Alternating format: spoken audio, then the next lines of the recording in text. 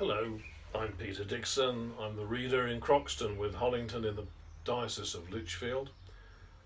And this is the second of my series of 4 talks about Francis of Assisi, the man who's best known for his love of animals, but in fact was a great evangelist and someone who set the whole world on fire with his preaching.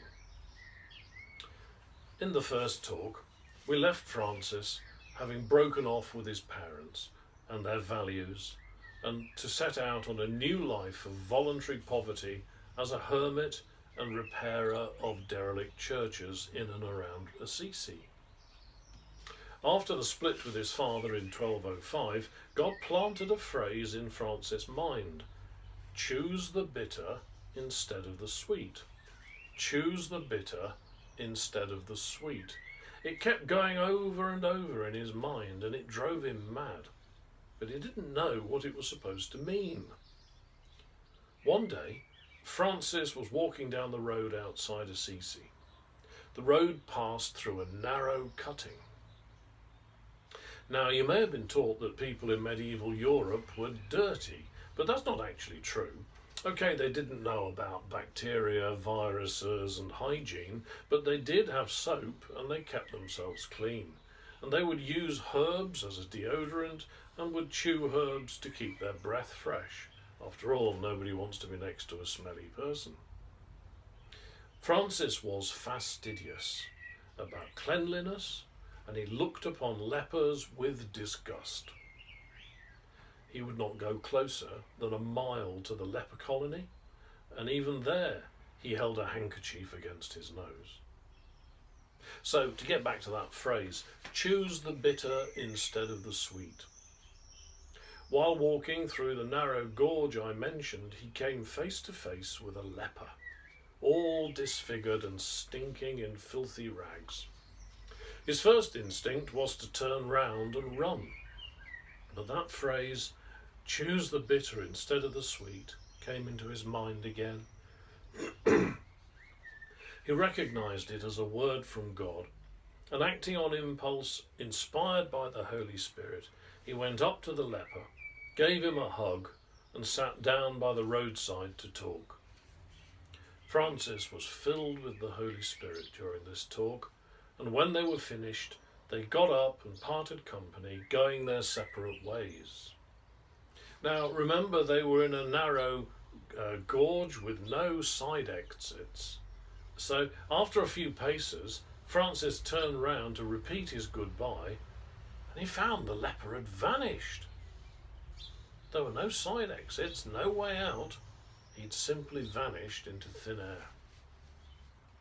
Francis was convinced that he had met with Jesus in the form of a hideous leper. The lesson Francis drew was that Christ often comes to us hiding in the thing that we are most afraid of. Instead of running away from the things we fear, if we will embrace it in faith, we will find Christ hidden within it. So what was bitter becomes sweet. Our fears are generated by worldly common sense, but this worldly common sense is completely contradictory to the wisdom of God. We have to be brave and do what appears to be human foolishness, but is in fact God's wisdom.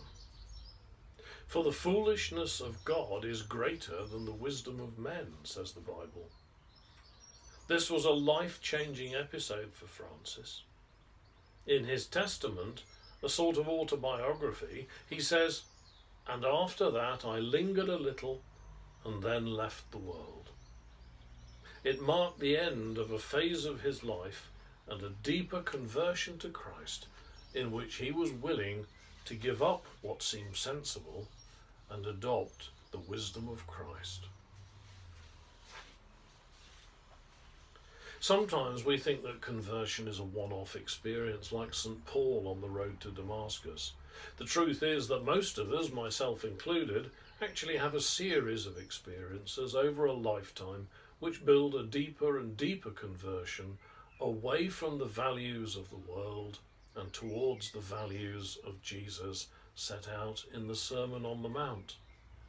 In that sermon, Jesus sets out what it means to be the suffering servant, and that this way was not only for himself, but for all of those who would be his followers. These values are completely the opposite of the values of the world, and they only make sense when seen through the eyes of faith. Following this deeper conversion, Francis always chose the bitter instead of the sweet in everything he did, because he found Christ was always in the bitter thing, not in the sweet thing. And so what was once bitter became sweet for him. It's a paradox, something which seems ridiculous but is actually true. There is a saying, we are not tested in the garden of our choice, but in the deserts through which we are led. I think anyone who has walked a mile or two in the way of faith in any religion knows this to be true. Restoring derelict churches, however, wasn't going to be Francis's lifelong vocation, as God revealed to him on the feast of St. Matthew in February 1208. Francis was in church for Mass and heard the Gospel read for the feast. It was the passage in Matthew's Gospel, chapter 10. It goes like this. Jesus is sending out the disciples 2 by 2 on a preaching mission, and he says to them, "As you go, proclaim the good news, the kingdom of heaven has come near. Cure the sick, raise the dead, cleanse the lepers, cast out demons. You received without payment, give without payment. Take no gold or silver or copper in your belts, no bag for your journey, nor 2 tunics, or sandals, or a staff, for labourers deserve their food. Whatever town or village you enter, find out in it who is worthy, and stay there until you leave. As you enter the house, greet it. If the house is worthy, let your peace come upon it. But if it is not worthy, then let your peace return to you. If anyone will not welcome you or listen to your words, shake off the dust from your feet as you leave the house or town." As soon as he heard these words, the Holy Spirit confirmed in his heart that this was his vocation and was to be the essence of his way of life. The meaning of the saying, "Go and rebuild my church, which as you can see is falling into ruins," was not a vocation to restore derelict church buildings. He got it wrong. No, it was a vocation to restore the church itself, which had become corrupt and compromised in the eyes of the people. The people still believed in God and Jesus, they just didn't believe in the church anymore. Francis was to go out, as it says in the Gospel, 2 by 2 as a wandering preacher on a mission to restore the spiritual life of the church. From then on, he wore a rope round his waist instead of a leather belt, and he went barefoot, having no sandals or change of clothes, nor any money. He would preach in village and town square, and he would either accept the hospitality of strangers, or he would beg for his food. But the Gospel said they were sent out 2 by 2. So who was to be his companion on this mission? He didn't have long to wait, and within a matter of weeks, God had sent him his first brother, local wealthy war hero Bernard of Quantaval. The two had known each other for many years. Bernard had recently returned from war and was looking for a new direction in life. He found it in the vision of Francis. So, inspired by the Holy Spirit, Bernard sold all his goods, gave the money to the poor, and followed Francis in imitation of the barefoot gospel life described in Matthew's Gospel.